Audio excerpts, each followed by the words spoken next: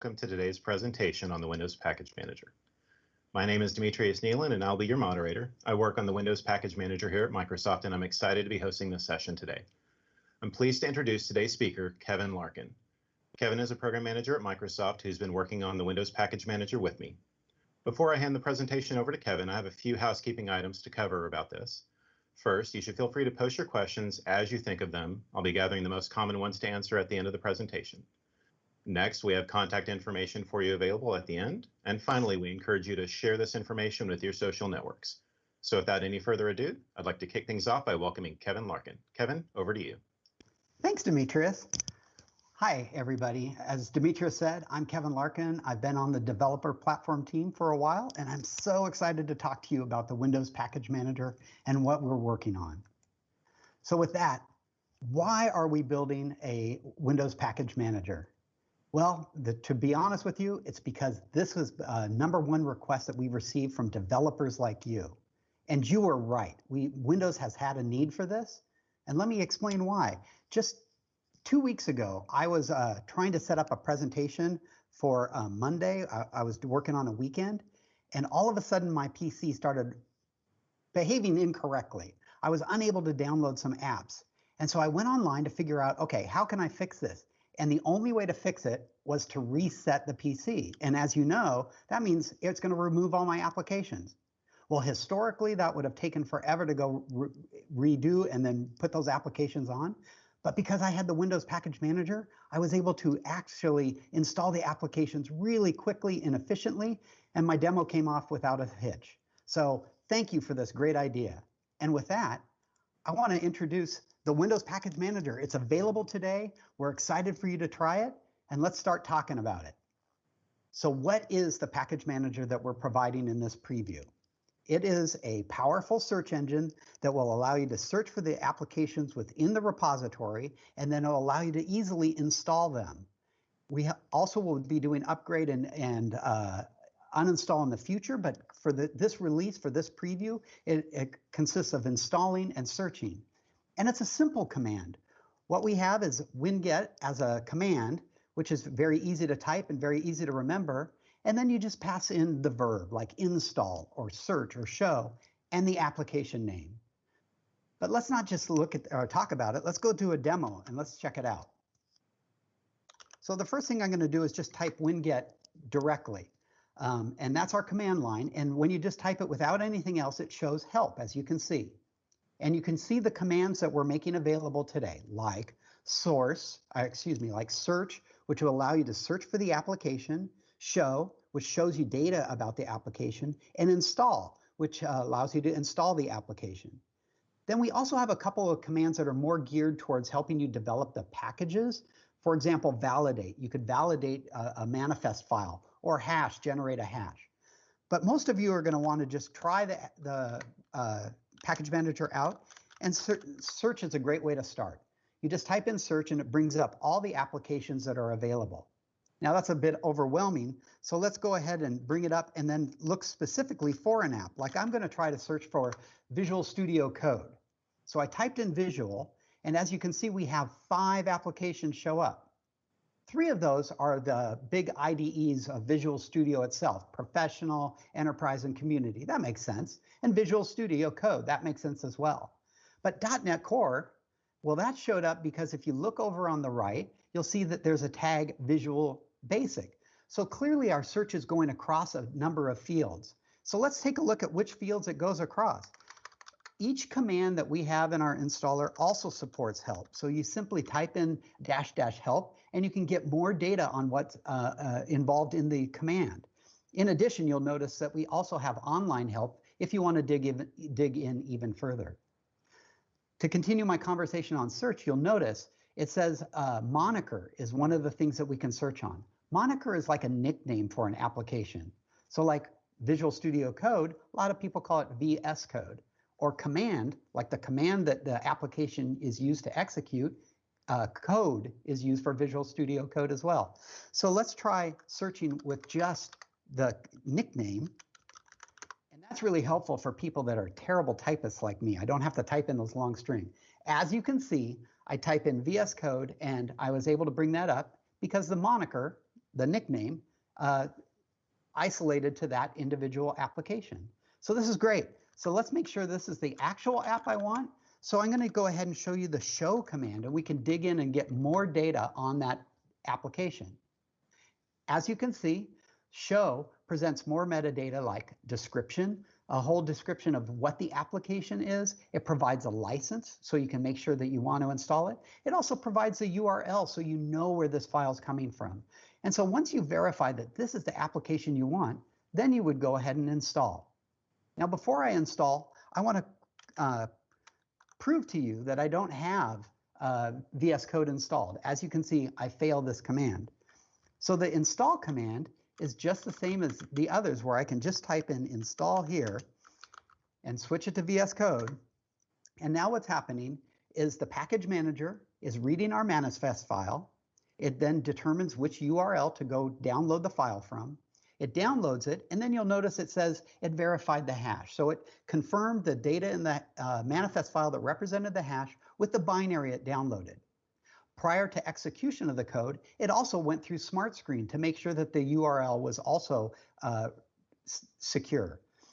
And then now we kick off the installer. Most of the installs that we have will be silent or show a progress bar like that, where we use an unintended switch on the installer so that you can see the progress as it's being installed, so that you as a user know something's happening. And so as you can see, it's successfully installed.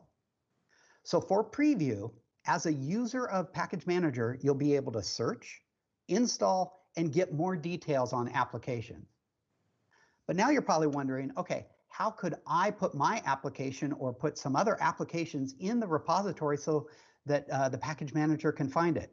So with that, let's switch over to a Git repo, because our repository of manifests is a publicly available Git repository. You'll see it, it's called on my display here, winget pkgs. That is our Git repository.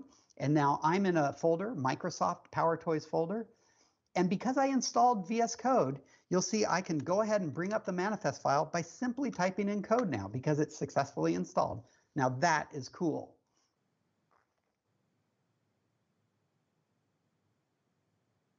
And so let's take a look at the manifest file. If you wanted to submit an application, all you would have to do is generate one of these manifest files and point at your application. As you can see, we have just a simple URL. We have the hash that matches it, the SHA-256. We also have some required fields like publisher, name, and then the ID and the version. If you put those together, that really becomes the unique identifier for our application. It's a combination of the publisher name, the application name, and the version. So as you can see, it's a YAML format, which is really easy to read, especially in a UI like Visual Studio Code provides. And so with that, we'll step out and we'll show you how you can validate it. And while the YAML format is really easy to read, if you're like me, and I'm admitting I'm prone to typos, you'll notice that sometimes it can be difficult to actually type. And so therefore we have basically a validator where you can just pass in the YAML file, the manifest file, and validate it. And as you can see, I have added a typo here. Basically, it's telling us that there's a required field publisher and basically an unknown field publishers. So clearly it's a typo that I made.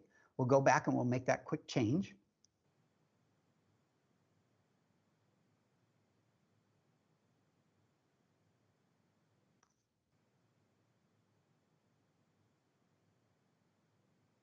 And there you see publishers. So it confirmed that I am silly. And with that, we'll make that go away and we'll rerun the validate. Excellent. So now that manifest will pass through the requirements when it is submitted as a PR. It will go through the evaluation. It will comply with the spec and it will pass. But we're not limited there. We want to make sure that the application actually installs.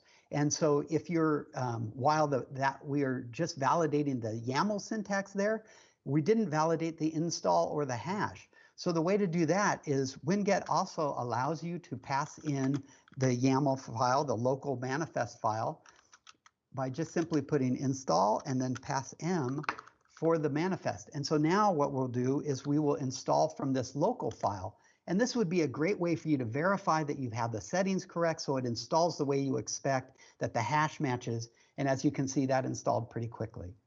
So with that, let me switch over to the rest of the presentation.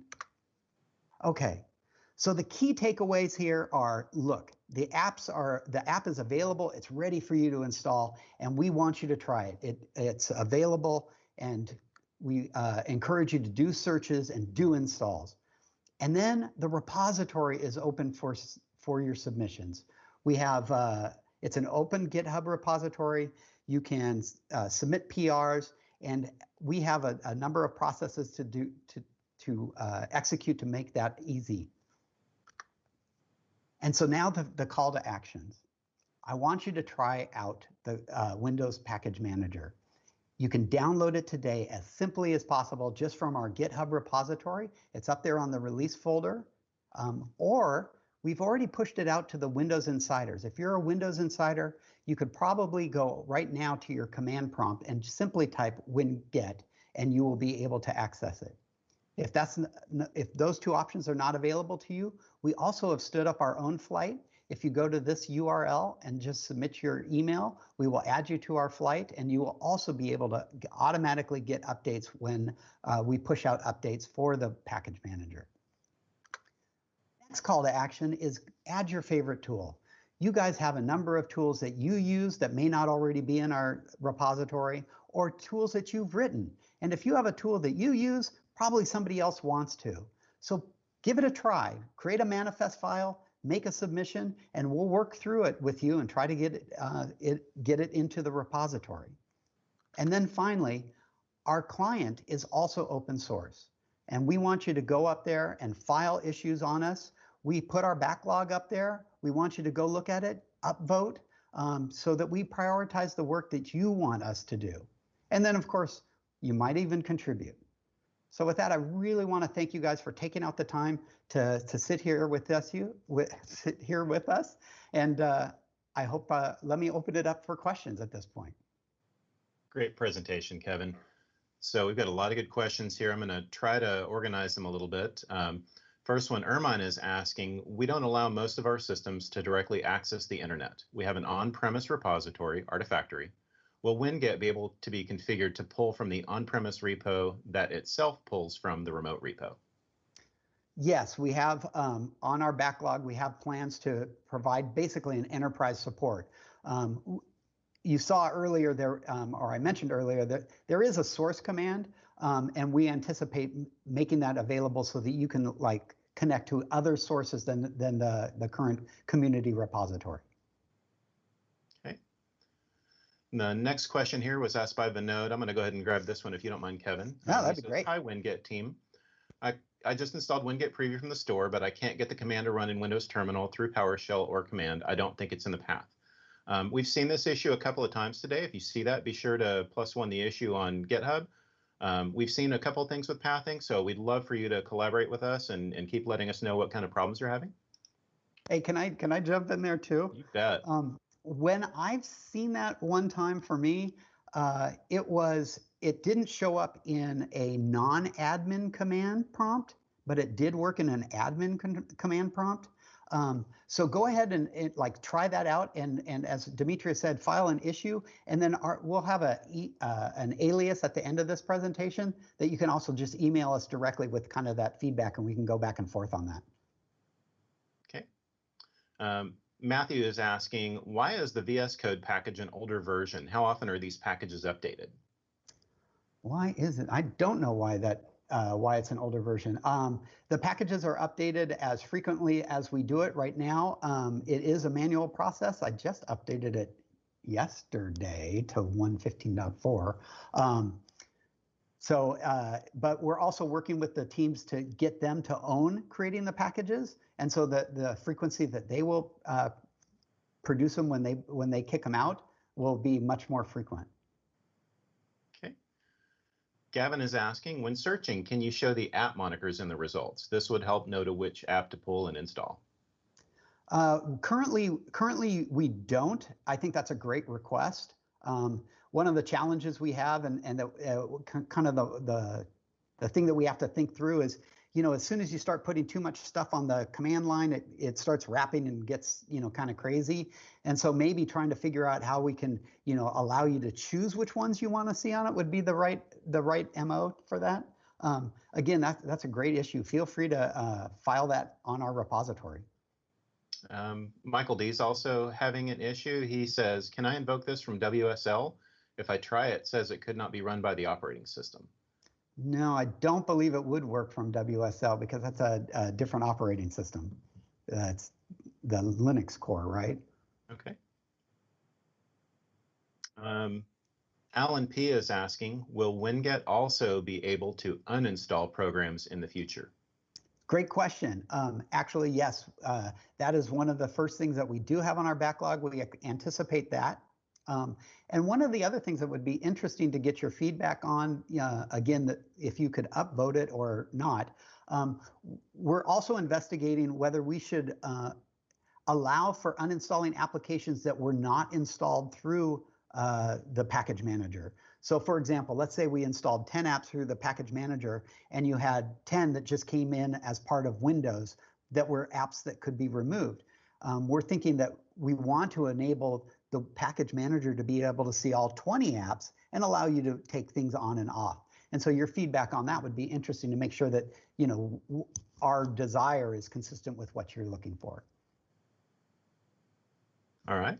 Joseph B is asking, is ARM64 on Surface Pro X fully supported? Yes, ARM64 is supported. We don't have many ARM64 apps, but right now the experience would be if you ran ARM64, you would definitely be able to run the x86 applications.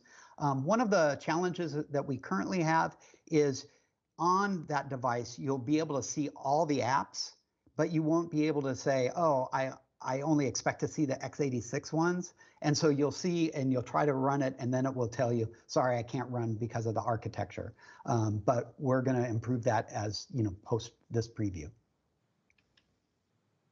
All right. Brian C is asking, will there be a PowerShell commandlet for Winget? I haven't thought about that. We definitely have talked to the PowerShell team. They're interested in using our back end or our service to help them with their package management as they kind of moving away from from Winget. But a commandlet itself, I hadn't thought about that. That's a good thing to throw in our backlog. All right. Chris H is asking, how are updates managed to packages?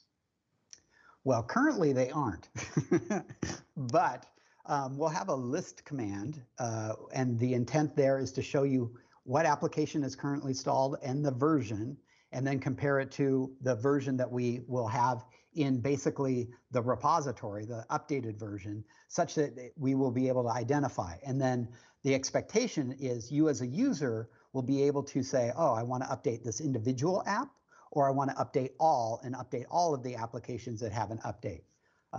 But that is on our backlog. All right. Next, Lewis M is asking, will Winget work and be supported on Windows Server versions? Yeah, so the challenge that we have right now is we're using, I forget the term, Alias, the Alias right now. And so from the command line, it's kind of convoluted to try to get there on the server. So the intent is that it works, but right now I'm a little bit blocked. So, can you mark it down as, golly, I want to, but I need to get closure on how that is implemented. All the code is there. It's just there's an implementation detail on how we identify the winget command on Windows Server. All right. Looks like Matthias K is asking, can we install store apps using Winget? I know you want to answer this one. Or I could let you. Yes, this is one of the painful things when you try to get something out the door. You have to make compromises so that you can get something out. Windows Store is, again, one of the things that's at the top of our next list of work to do, because absolutely there are already great tools in the store and we'd love to pull them down. So yes, soon, not today. Dimitri M is asking, how is it going to coexist with Scoop and Chocolatey? So coexist, it will be part of the client, and so it will be available. We're working with, we've met with the Chocolatey team to talk about how they might want to interact with our repository. I am hopeful that they will provide a package of a Chocolatey that will actually install with us, because they have a great enterprise partnership, or they have a great enterprise relationship. So I think of them as just any other tool, but they also have a great repository. We don't expect to be consuming their packages, but we've talked about them consuming our packages. All right. Dennis V is asking, what if I want to install a custom setup of Visual Studio? It's big and I do not require all the components. Yeah, I think that's a really good question. Right now, the configuration that we have is kind of for both enterprise and professional is like quite a few objects or workloads, excuse me.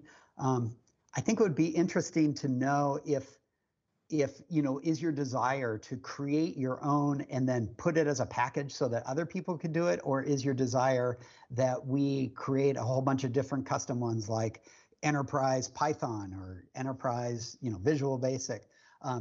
Giving us that kind of feedback on having that kind of chatter on our repository, our package repository, would be great, and we can engage the Visual Studio team to help make recommendations.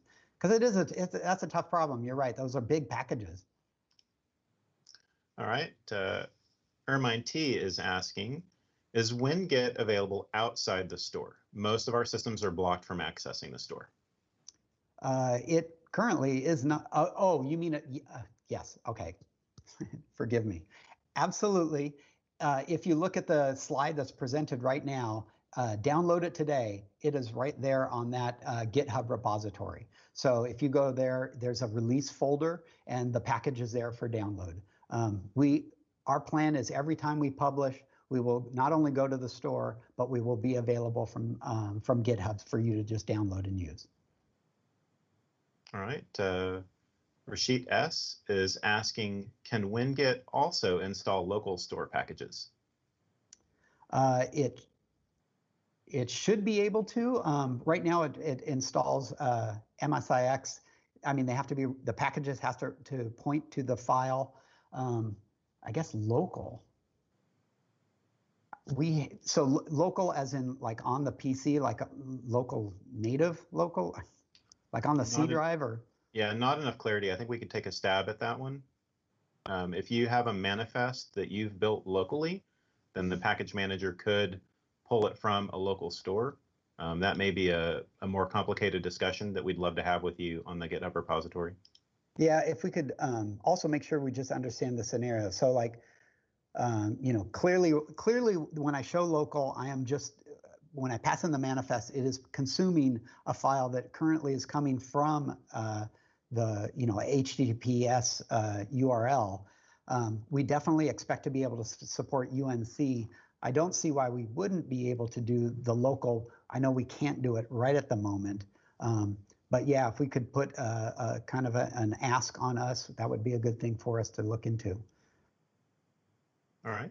John T is asking, will there be command line arguments or flags to filter for uninstalling various application types, store apps, apps installed via WinGet, etc.?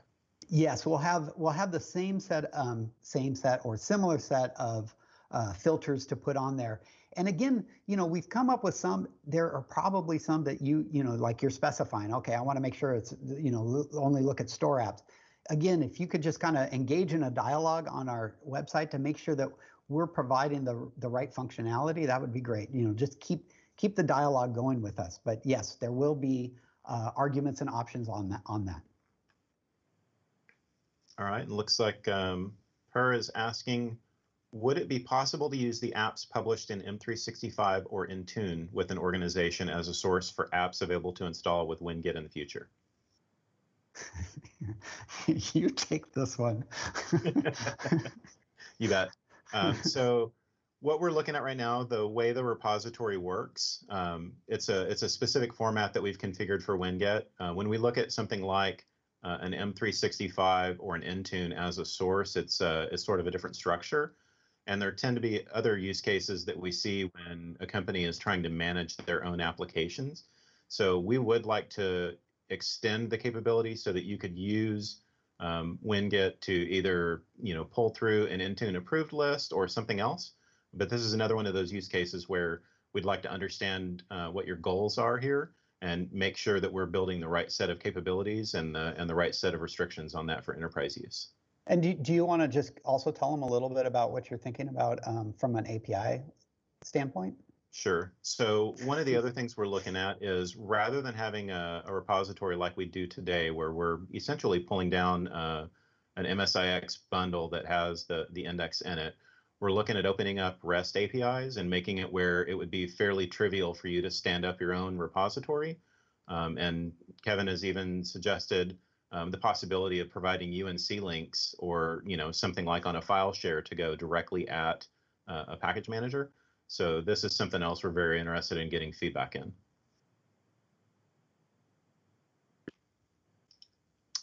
All right, so next question. Will we have all the required switch statements like passing arguments specifically for a complex manual setup program that require many parameters? So the one that we like, the complex arguments, currently we have the one that's the most complex is called custom, which means you can basically pass anything on there and our installer will basically just throw it at the tool itself. So you could take a look at the Visual Studio manifest. We basically are passing multiple parameters to them. One of them is the silent and the silent with progress. But then on the custom, we have the weight and all the other workloads on there. So I'm hopeful that that would cover what you're looking for. If there are some that specifically that you need us to add or think should be more global, please let us know. All right. We had a little clarity on the question earlier for local. Rashid says, I meant if it can install locally stored packages like apt-get installs .deb packages. I don't know. Yeah, feel free to pull up some discussion on GitHub issues for that one so we can get some clarity on exactly what you're looking for there. Let's see. Matthias is asking, how do I make a package for .NET Core Global Tool? I have no idea. If .NET Global, I don't know what .NET Global Tool is. Do you, Demetrius? No, I don't know what the distinction is on that one. All right. Felipe is asking, will it be able to update previously installed apps to their latest version? And by previously, I'm assuming they're talking about something that the client has already updated, or I guess we should talk about it. So clearly any application that we install, we would already know about. And so therefore we should be able to update those. And again, going back to the discussion about uninstall, you can see where we want to know all the what we're investigating is we want to know all the applications that are on the system. And then if they're in our repo, we would also be able to know about them and then update them. So yes, a previously installed application would be able to be updated in that scenario. All right, thanks, Kevin. It looks like we're just about out of time here. I wanted to say thank you to everybody for taking your time to watch the presentation and send us good questions and feedback. You can see on the slide now that our email alias winget-feedback@microsoft.com is available if you want to communicate directly with us. And you can see the links to the open source package repository, client repository, and the documentation's online. Thank you so much. It's been a pleasure. I appreciate it. And let's keep a dialogue going. This is great.